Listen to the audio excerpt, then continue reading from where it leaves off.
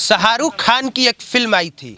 Film का नाम था डंकी, जिसकी कहानी ये थी कि भारत में रहने वाले गरीब लोग विदेशों में सपना देखते हैं कि वो विदेश में जाके नौकरी करेंगे तो लखपति और करोड़पति बन के वहाँ से वापस आएंगे।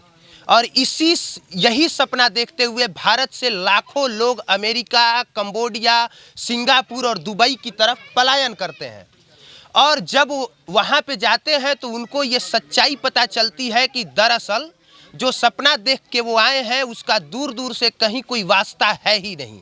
वहाँ पे कभी बकरी चराने को दे दिया जाता है, कभी आपसे इलीगल काम करवाया जाता है और उसकी सैलरी भी आपको नहीं दी जाती। वहाँ अवैध प्रवासी बन के लोगों को रहना पड़ता है। उसी डंकी का एक किरदार हमारे साथ है। क्या नाम है आपका? मेरा नाम नंदन शाह है। और इनकी भी सेम यही कहानी है।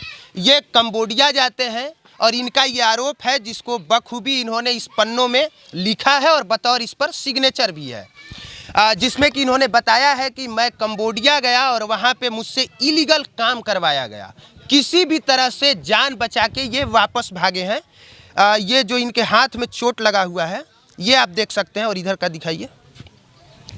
और ये जो चोट के निशान है, ये इनका आरोप है कि विदेशों में इस तरीके से इनको मारा गया है। और कहीं मारा गया है? हाँ, पैर पे मारा गया है, पूरा इस पर छेद हो गया है। अच्छा, पैर में भी मारा गया? हाँ, यहाँ पे और यहाँ पे। क्यों मारा जा रहा था आपको? हम लोग को वहाँ जब हम गए तो बताया गया था कि हमें डाटा ऑपरेटर का काम करना है, लेकिन यहाँ से आपको ये कहा गया कि डाटा ऑपरेटर का आप वहाँ काम करेंगे। जी। ठीक है। उसके बाद जब हम कंपनी में चले गए, कंपनी में इंटरव्यू लिया और सिलेक्शन कर लिया। 8 दिन के बाद हम लोग का ट्रेनिंग स्टार्ट किया। 8 दिन तक हम लोग खाना पीना खाए, आराम से रहे वहाँ पे। 8 दिन के बाद जब ट्रेनिंग हमारा स्टार्ट हुआ तो ट्रेनिंग के दरमियान हमें पता चला, स्क्रिप्ट मिला कि आपको जो है इंग्लिश में बात करना है। इंग्लिश में बात करने आती है आपको? इंग्लिश में हमको मतलब 50-60% इंग्लिश आता है। तो जैसे स्क्रिप्ट हम लोग को मिला था कि I will be find the customer in Facebook advertisement and I will be chat with customer, hello sir my name is Thank Thoong, मतलब चाइनीज नेम करके। और उसके बाद में I will be provide in your children bright life and bright future, I will be provide cloth, shoes, anything and everything, मतलब सामान देने के लिए। और I will provide in one studio in your near location. ऐसे करके message करना था हम लोग को फेसबुक के ज़रिए। और उसके बाद में वहाँ से जो है कस्टमर को किसी भी तरह से कन्वेंस करके उसका व्हाट्सएप नंबर लेना था और अपने सीनियर एग्जीक्यूटिव को ट्रांसफ़र कर देना था। जब इस चीज़ का मुझे मतलब पता चला कि ये हमको काम करना है तो मैं उस काम को करने से इग्नोर करने लगा और अपने एजेंट को। कितने दिन तक काम किया आप? काम हम लोग कुछ नहीं किए, ट्रेनिंग हमारा चलता रहा। 3 महीना तक वो लोग रखा हम लोग को वहाँ पे। तो आपको समझ में आ गया कि इसमें कुछ ना कुछ धांधली है? धांधली तो हमको स्क्रिप्ट देख कर ही समझ में आ गया और हम अपने एजेंट को लगे बोलने लगे कि हमको वापस बुलाइए। कंबोडिया जाने के लिए कितना पैसा लगा था आपका? 1,30,000 वीजा, पासपोर्ट सब बनवाने में कितना लगा? 1,30,000 रुपया हम अपने एजेंट को दिए थे, जो दिल्ली में SK ओवरसीज के डायरेक्टर हैं, सिकंदर भाई। 1,30,000। आप कमा कितना लिए वहाँ पे? वहाँ पे जब हम गए तो हमको एक बार $600 मिला और एक बार $900 मिला, लेकिन ये लोग बताया था कि $800 से $1,200 के बीच में आपको वहाँ सैलरी मिलेगा। लेकिन वहाँ पे आप बोले हम काम करने से मना कर दिए। आप बोल रहे हैं कि हमको $900 मिला, $600 मिला। काम का पैसा अच्छा, ट्रेनिंग का पैसा जी। और काम शुरू ही नहीं हुआ क्योंकि वहाँ पे जो है ना वो रनिंग प्लेटफॉर्म नहीं था। वो अभी नया प्लेटफॉर्म शुरू कर रहा था, वियतनाम का, थाईलैंड का और कंबोडिया का। वहाँ पे प्लेटफॉर्म ऑलरेडी चालू था जो कि वो लोग काम कर रहे थे। लेकिन हमारा प्लेटफॉर्म जो था वो इंडियन प्लेटफॉर्म था, वो शुरू नहीं हुआ था। अभी बोल रहा था लो शुरू होगा। ट्रेनिंग के दरमियान हमें और एक लड़का का जो है तबीयत ख़राब हो गया। तबीयत ख़राब होने के बाद वो काम पे नहीं गया तो हम सभी को खड़ा कर दिया और बीच में उसको बैठा करके लात से मार रहा था। वो चाइनीज़ जो था उसको लात से मार रहा था। ये सब चीज़ देख करके ताकि हमारे अंदर खौफ आए, तो ये सब चीज़ देख करके हम डर गए। मैं डर गया और उसके बाद मैं अपने एजेंट को फ़ोन किया दिल्ली में, सिकंदर भाई को, कि हमको जो है यहाँ से आप निकालवाइए किसी भी तरह से। 28 तारीख को हम फ़ोन किए उनको तो वो बोले कि ठीक है हम बात करते हैं। वहाँ पे बात किए। मेडी नाम का एक पाकिस्तानी है जो एजेंट है, जो कि हम लोग को उस कंपनी में लगाया था।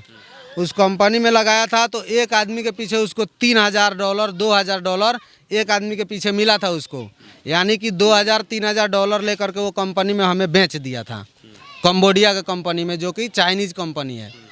और वहाँ इलीगल काम करने के लिए हम लोग को फोर्स किया जाता था, मारा जाता था, पीटा जाता था। अगर हम उस दिन बोल देते कंपनी वाले को कि हम काम नहीं करेंगे तो उसी दिन हम लोगों को जो है मार दिया जाता, वहीं पे मृत्यु हम लोग का हो जाता।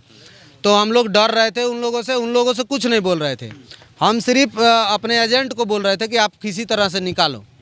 फिर वो फ़ोन किए मेडी को, तो मेडी से बात हुआ तो मेडी बोला कि हम जो है वहाँ पुलिस भेज रहे हैं, पुलिस से बात हो गया है, सेटिंग हो गया है, पुलिस वहाँ से जा कर के सेफली निकाल लेगा। लेकिन पुलिस वाला क्या किया कि चाइनीज़ कंपनी वालों के पास फ़ोन कर दिया कि तुम्हारे कंपनी से जो है जो इंडियन लोग हैं फ़ोन कर रहे हैं और तुम्हारा कंपनी बंद हो सकता है, तुम्हारा कंपनी बंद हो सकता है। तो इसको जो है इन लोगों को सेफली यहाँ से निकालो और फ़ोटो वोटो खींच के भेजो कि हम निकाल दिए कंपनी से, नहीं तो तुम्हारे कंपनी पे छापा पड़ेगा। तो कंपनी वाला हम सभी को फिर उसी रूम में लेके गया, वो टॉर्चर रूम बना के रखता है लोग और उसी में मारता पीटता है लोग।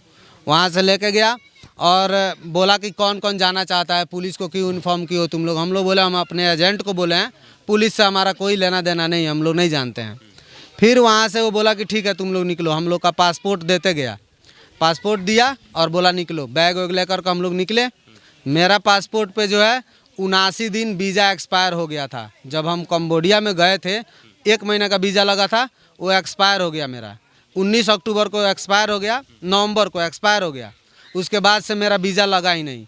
29 जनवरी तक वीज़ा मेरा नहीं लगा था, जो कि 79 दिन एक्स्ट्रा हो गया था। और 79 दिन एक्स्ट्रा होने के चक्कर में वो धमकी भी दे रहा था कि तुम लोग को जो है जेल में हम डाल देंगे। पासपोर्ट दे दिया, हम बैग में डाल लिए। जैसे गेट से बाहर निकले 4 लोगों के द्वारा, जैसे हम गेट से बाहर निकले 4 लोगों के द्वारा जो है मुझे गाड़ी में किडनैप कर लिया गया। 4 चाइनीज़ लोग जो थे, बाउंसर उसमें रहते थे, उन लोगों ने मुझे किडनैप कर लिया। और एक बंदा जो था सीट पे बैठा था, वो मेरे इस पे लात से दबा के सीट के नीचे दबाया था, और इस साइड जो सीट पे बैठा था वो मेरे सीने पे लात से दबाया था और पूरा तरीक़ा से मारते हुए मुझे 10 किलोमीटर दूर तक तकरीबन ले कर के गए। और लगातार वो मारते गए, पूरा घुटना उठना पूरा मतलब फोड़ दिया था। ये उंगली मेरा टूट के ऊपर हो गया था, ये मेरा हाथ पे इतना बड़ा फूल गया था, पूरा खून उन निकल रहा था मेरा। फिर मुझे लेके गया लोग, जंगल साइड का वो रास्ता था, वहाँ पे कुछ भी नहीं था, ना किसी का घर था ना कुछ था। वहाँ रास्ता जो था मिट्टी वाला रास्ता था, एक साइड पोखरा था और दूसरे साइड में नहर था। वहीं पे फेंक दिया लोग और फिर स्टिक लंबा करके फिर मुझे मारा। वहाँ पे चारों ने मिल करके मारा, मुझे पूरे तरह से तोड़ करके रख दिया। और फिर वहाँ मैं समझा कि ये लोग मुझे जान से ही मार देंगे, अब ये मैं बच नहीं सकता हूँ। तो मैं एकदम शांत हो गया। वो लोग 2-4 डंडा मारे तो मैं हिला डुला नहीं।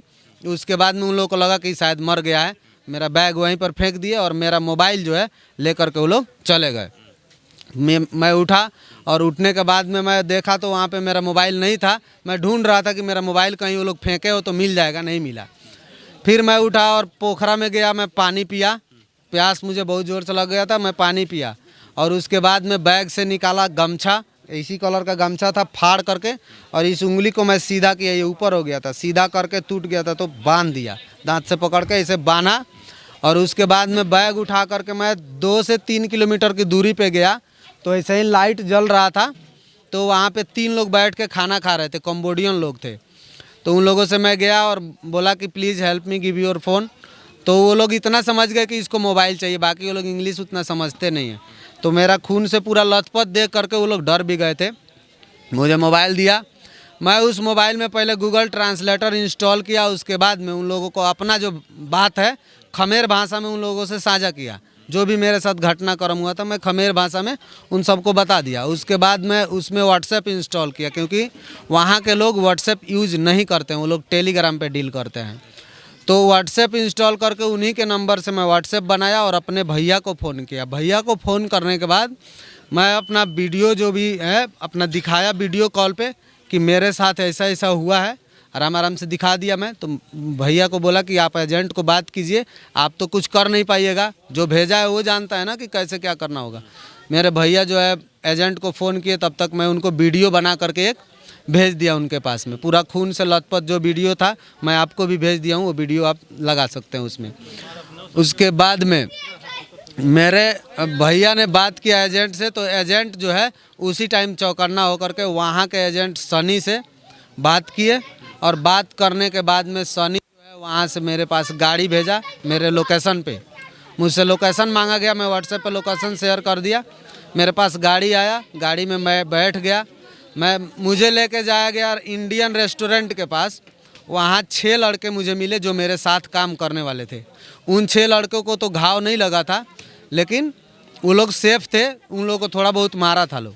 और उसमें से 3 लड़का मेरे साथ बैठा, और उन तीनों के साथ में मुझे सनी के रूम पर तकरीबन 200 किलोमीटर दूर फोनफेन में मुझे लाया गया। बावेत बॉर्डर पे ये हम लोग थे, वहाँ से फोनफेन 200 किलोमीटर तकरीबन दूरी पे है, वहाँ लाया गया। रास्ते में पुलिस भी रोका था हम लोगों को, वहाँ $1000 का फ़ाइन लगा, जो कि $800 के करीब में सनी भेजा था, और $200 हम लोग के पास में था।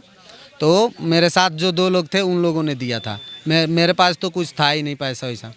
तो फिर मैं वहाँ से रूम पे जब आ गया सनी के, तो वो लोग पट्टी वट्टी किया यहाँ पे, और जो भी खून वापस कैसे आए? वापस वहाँ से मुझे 7 तारीख को मेरा टिकट निकाला गया फ़्लाइट का, और वो सनी जो था वहाँ का वो, और यहाँ के एजेंट, और यहाँ के जो एजेंट मुझे भेजा था, यही लोग बात करके जो खर्चा लगा यही लोग लगाए, और बात करके मुझे 6 तारीख को टिकट निकाला, और 7 तारीख को सुबह में बैंकॉक से मेरा दिल्ली के लिए फ़्लाइट था, मतलब होल्डिंग फ़्लाइट था, 9 घंटा होल्ड था मेरा। और उसके बाद जब मैं दिल्ली आया, तो दिल्ली और कंबोडिया एयरपोर्ट पे एक दिन का $10 के हिसाब से फ़ाइन जोड़ के $790, यानी 79 दिन का $790 मुझसे फ़ाइन लिया गया। पैसा नहीं, समस्या बताइए ना, तो कैसे वापस है वो? बस तो वहीं वहाँ से जब आ गए दिल्ली, समस्या वही था कि वो लोग मुझे टिकट दे दिया, और उन्हीं लोगों ने मुझे बुला दिया यहाँ पे, और मैं जब आया तो हॉस्पिटल में लेके गए यहाँ पर इलाज कराने। कुल मिला जुला के आपका वहाँ पे ये काम था कि किसी भी तरह से लोगों को मूर्ख बनाए और उनसे पैसा ऐंठे। हाँ। कंपनी के अकाउंट में किसी भी तरह से पैसे ट्रांसफ़र करवाना था, और आप नहीं कीजिएगा काम तो आपको जान से मार दिया जाएगा। यही वहाँ का कहानी था। तो और जब हम यहाँ पे आ गए तो एजेंट लोग लेके गया मुझे दिल्ली में इलाज कराने के लिए, लेकिन वहाँ इलाज नहीं हुआ, क्योंकि मारपीट वाला घाव जो है। और ये जो कहानी बता रहे हैं इकलौती सिर्फ इनकी ऐसी कहानी नहीं है, इनके जैसे बहुत सारे लोग हैं जो विदेशों में इसी तरीके से फंसे हैं। वो अपनी कहानी बता रहे होते, लेकिन इनके पास दिमाग था, इसलिए ये वापस आ गए। इनको पता था कि कैसे क्या करना है। गूगल से लैंग्वेज ट्रांसलेट किया इन्होंने, वहाँ से बात किया इन्होंने, खेमड़ी भाषा बता रहे हैं, खमेड़ भाषा में अपनी चीज़ें इन्होंने समझाई, और इसके बाद ये वापस आ सके। बाकी बहुत सारे ऐसे लोग हैं जिन्हें पता नहीं होता और वो मजबूरी में किसी भी तरह के काम कर रहे होते हैं। आपके साथ भारत के कितने लोग, आपकी ही कंपनी में कितने लोग? वहाँ पे 15 आदमी भारत के थे, और एक जो था वो पाकिस्तान का था, मतलब साथ में 16 आदमी हम लोग ऑफिस में जाते थे। इसीलिए हमने कहा कि सेम टू सेम इनकी कहानी शाहरुख खान की फिल्म डंकी की कहानी है। वो फिल्म देखी है आपने? देखा है, थोड़ा बहुत देखा है मैंने, पूरा फिल्म नहीं देखा। नहीं देखा, लगा कि वो सेम कहानी। हाँ, वहाँ पे था तभी वो फिल्म रिलीज हुआ था। तो अब विदेश जाने से पहले वहाँ जाके हम लाखपति करोड़पति बन जाएंगे और 2 मंजिला मकान ठुकवा लेंगे, ये सोचने से पहले हर उस कहानी को अपने जेहन में दोहराइएगा ज़रूर, क्योंकि जरूरी नहीं कि आप वहां गए तो आपके साथ सब कुछ सही ही हो जाएगा। और आने के बाद मैं विदेश मंत्री को लेटर लिखा हूँ, डॉक्टर एस जयशंकर को, लेटर पर साइन करके, और स्पीड पोस्ट से एक पेन ड्राइव उसमें 16 GB का मैं भेजा हूँ, जिसमें मेरा जो वीडियो है, फोटो है, जितना भी एविडेंस मेरे से कलेक्ट हो पाया है, सब कुछ पेन ड्राइव में डाल करके मैंने डॉक्टर एस जयशंकर को विदेश मंत्री के पास भेजा है। अपने बेतिया के DM के पास एक लेटर भेजा हूँ, उसमें भी पेन ड्राइव लगाया हूँ। अपने CM नीतीश कुमार जी के पास एक भेजा हूँ, उसमें भी मैं पेन ड्राइव लगा करके तीनों स्पीड पोस्ट किया हूँ, जो कि मेरे पास उसका रिसीविंग है। ये तीनों के पास जो भेजा हूँ इसका रिसीविंग है। और ये जो लेटर मैं लिखा हूँ, ये लेटर का भी है, आपको व्हाट्सएप पर भी मैं भेज दिया हूँ। और इनकी कहानी बताने का मकसद इतना भर है कि आप समझें कि आपके साथ किस तरह से, अगर आप बहुत पढ़े लिखे ना हो तो फ्रॉड कैसे होता है। कितने पढ़े लिखे हैं आप? मैं ग्रेजुएशन किया हूँ। कौन से सब्जेक्ट से? मेरा इंग्लिश ऑनर्स था, लेकिन एग्ज़ाम मैं दे नहीं पाया। इंटर में ही मेरा, इंटर तक समझिए ना। इंटर ही पढ़े। जी। तो अगर आप पढ़े लिखे हो तो आपको अच्छी नौकरी मिल सकती है विदेश में भी, पर ज़्यादा पढ़े लिखे ना हो तो सिर्फ आपके साथ फ्रॉड और आपके साथ स्कैम ही हो सकता है। इस बात को याद रखिएगा। और जितने भी लोग अगर विदेश जाना चाहते हैं, मैं उन लोगों से गुहार लगाता हूं कि भाई पहले आप लोग उसके बारे में जानकारी लीजिए, उसका छानबीन कीजिए कि वो सही कंपनी है कि नहीं। मेरा जो एक व्हाट्सएप में मैं ऑफ़र लेटर भेजूंगा आपको, जिस कंपनी का ऑफ़र लेटर मुझे दिया गया था उस कंपनी का दूर दूर तक कहीं हम लोगों को मिलान नहीं हुआ उस कंपनी से। कहीं कुछ नहीं मिला। कहीं कुछ गूगल पे दिखा रहा था कि कंबोडिया की ये कंपनी है, लेकिन हम लोग जब वहाँ गए तो ऐसा कुछ नहीं है। हम लोग को मुन्ना सिंह के रूम पे ले जाया गया। मुन्ना सिंह जो है मैडी को सौंप दिया। मैडी जो है ले जाकर के हम लोग को कंपनी में बेच दिया, और उसके बाद में जो है हमारे साथ ये पूरा वारदात हो गया।